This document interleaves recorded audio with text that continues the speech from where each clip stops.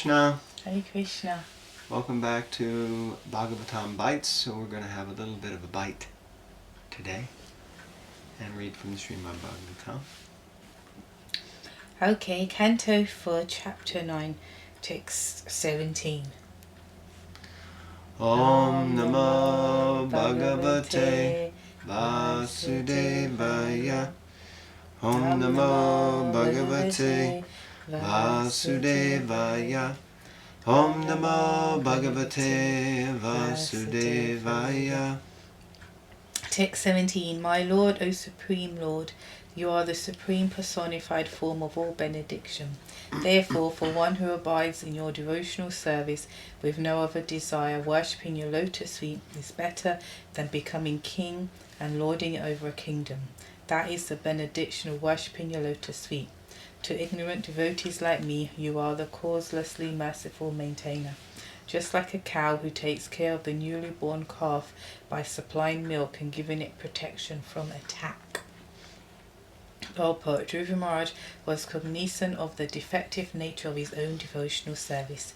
Pure devotional service is without material form and is not covered by mental speculation or fruitive activities. Pure devotional service is therefore called ahoituki, unmotivated. Dhruva Maharaj knew that he had come to worship the Lord in devotional service with a motive to get the kingdom of his father. Such an adulterated devotee can never see the Supreme Personality of Godhead face to face. He therefore felt very grateful for the causeless mercy of the Lord. The Lord is so merciful that not only does he fulfill the desires of a devotee who is driven by ignorance and desires for material benefit, but he also gives such a devotee all protection, just as a cow gives milk to a newly born calf. In the Bhagavad Gita it is said that the Lord gives intelligence to the constantly engaged devotee so that he may gradually approach the Lord without difficulty. A devotee must be very sincere in his devotional service. Then, although there may be many things wrong on the devotee's part, Krishna will guide him and gradually elevate him to the highest position of devotional service. This point stood out. A devotee must be very sincere, and then, although there may be many things wrong on the devotee's part, Krishna will guide him and elevate him. But you have to first be sincere. It's not what is that? Colour by numbers process. If anyone used to have a colouring book of numbers and then you colour all the different areas. I didn't, but anyway. It's not like that because you can't cheat Krishna because he's a person. And sometimes we forget that and we get fooled by, not fooled but covered by the process, or I got to fill inside the charts, or I got to do this and I got to do this much hours of service. At the end of the day, it's all going towards a person. So it's him that decides whether you get to know him or not. Forget that. Ultimately, it's for the person. There's a man behind this all. He's a supreme man, but he's a man. And yeah, it's interesting, isn't it, to just keep reminding yourself that, because you can throw around the word Krishna so cheaply and oh Krishna, oh my God Krishna, or you chant Hare Krishna, or I'm going to the Krishna temple, or I did my devotional service, or this. But behind it all, and even behind this, even behind what we're doing now, why is that? Trying to somehow understand and please and get the attention of this man who's called Krishna. At the end of the day, that's why you're doing it. Wow, that's pretty powerful. Okay. The Lord is addressed herein by Dhruva Maharaj as Purushartha Murti, the ultimate goal of life. Generally, Purushartha is taken to mean execution of a type of religious principle or worship of God in order to get material benediction. Prayers for material benediction are intended for satisfying the senses, and when one is frustrated and cannot fully satisfy the senses, In spite of all endeavor, he desires liberation or freedom from material existence. These activities are generally called purushartha, but actually the ultimate goal is to understand the Supreme Personality of Godhead. This is called Panchama Purushartha, the ultimate goal of life. Lord Chaitanya therefore taught us not to ask from the Supreme Personality of Godhead any benediction such as material wealth, popularity, or a good wife.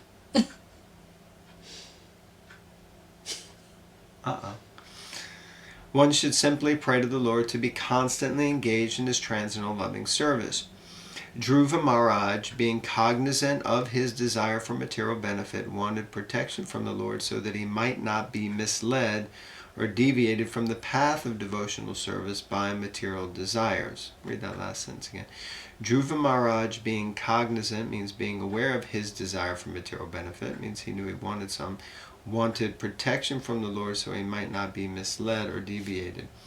So I guess referring to this, therefore, for one who abides in your devotional service, worshipping your lotus feet is better than becoming a king or lording it over a kingdom. That's been worshipping your lotus feet. To ignorant devotees like me, you are causelessly merciful, just like a cow.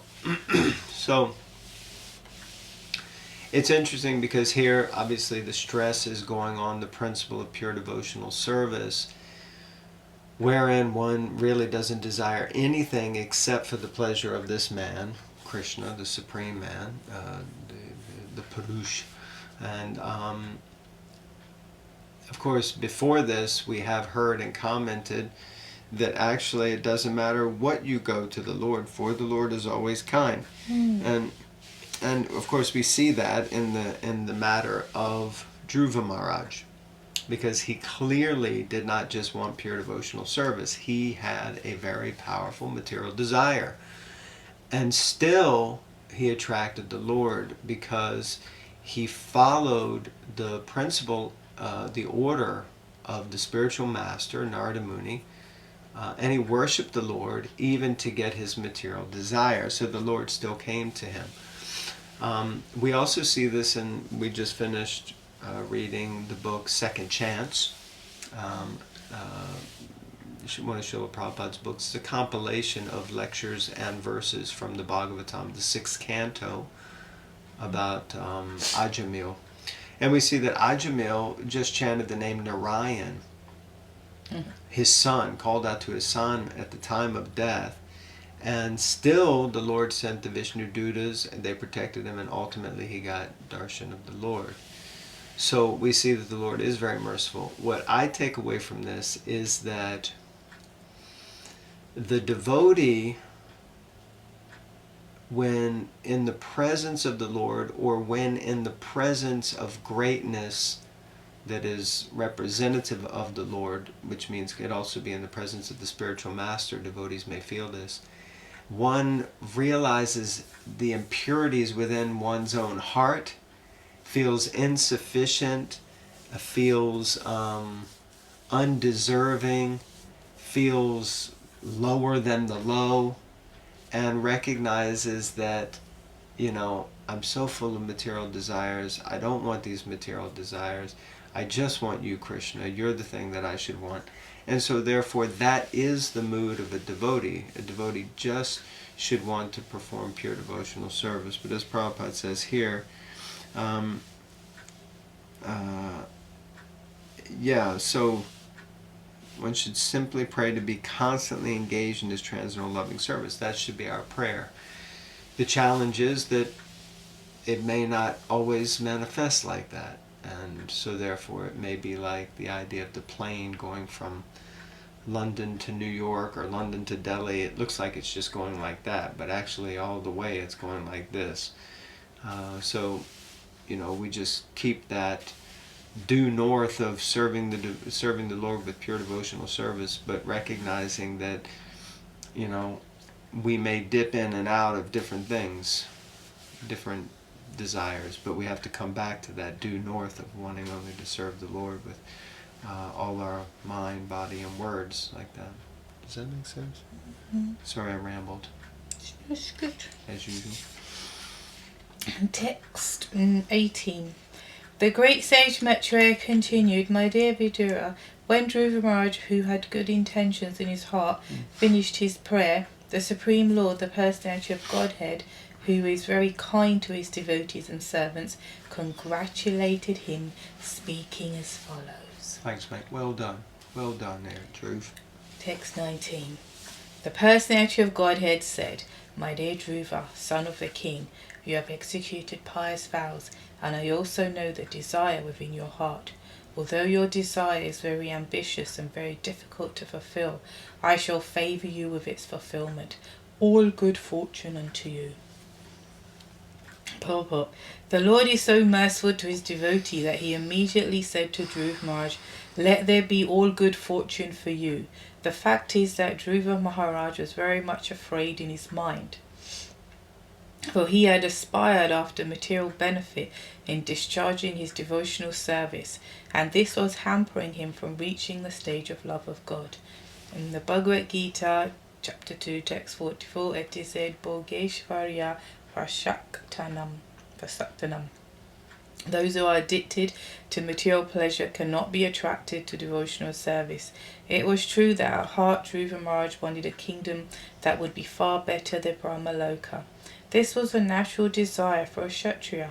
He was also only 5 years old, and in his childish way he desired to have a kingdom far greater than his father's, grandfather's or great-grandfather's. His father, Uttanapad, was the son of Manu, and Manu was the son of Lord Brahma. Dhruva wanted to excel all these great family members. The Lord knew Dhruva Maharaj's childish ambition, but how was it possible to offer Dhruva a position more exalted than Lord Brahma's? Let's see how Krishna fulfills that. Did you say let's see or just see? Let's see. So it's, what is that? No, we're waiting. No, I can't remember. But let's see.